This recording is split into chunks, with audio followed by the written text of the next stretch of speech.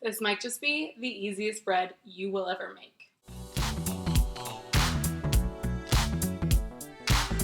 Hello, I'm Fiona and this is Plantly, where we share delicious plant-based recipes. Today we're going to be making rosemary and garlic beer bread. Yes, this recipe calls for 1 can of beer in it. You can use whatever beer you would like. I tend to go for something more in the pale ale range. Just bear in mind that whatever beer you do use is going to impart flavor on the bread that you're making. This is a quick bread recipe, which means that it doesn't use yeast or eggs as leavening agents, and as the name suggests, it's super quick to make, and that's because you don't have to wait for the bread to rise at all. The result is a super crispy crust with a denser, soft inside that makes the perfect companion to a bowl of soup. Let's jump into the recipe. First, you're going to start with 3 cups of all-purpose flour. Sift that into a bowl. I used whole grain flour, and if you do too, you may end up with a little bit of sediment left in the sieve that can't go through. If it's relatively fine, don't worry, just dump that in the bowl. Then you're going to add in 3 teaspoons of baking soda, 1 tablespoon of fresh chopped rosemary,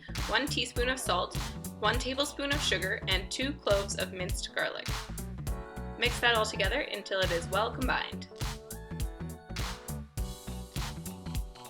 Now you're going to start slowly pouring in your beer, mixing while you do. Don't worry, it'll foam up a little, but you can just keep stirring. This is not like your typical bread dough, it's going to be a little bit more like muffin batter. Don't worry, that's what you're looking for. Now you're going to line a loaf pan with a little bit of parchment paper. That makes for easy removal. You may also want to lightly grease the sides of the pan. Then we're going to level out the batter, pushing that into the corners a little. A 1/4 cup of melted vegan butter gets poured on top to make the crust nice and crispy. Now this is optional, but I like to add in some fresh rosemary on top. Bake that at 375 for 1 hour.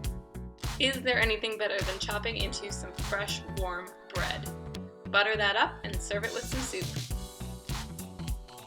And it's really just that easy. If you want a full written description for how to make this bread, there'll be a link in the description box.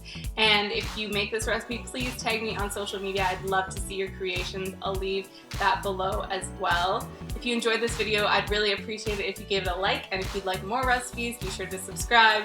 Thanks for watching, and I'll see you next time.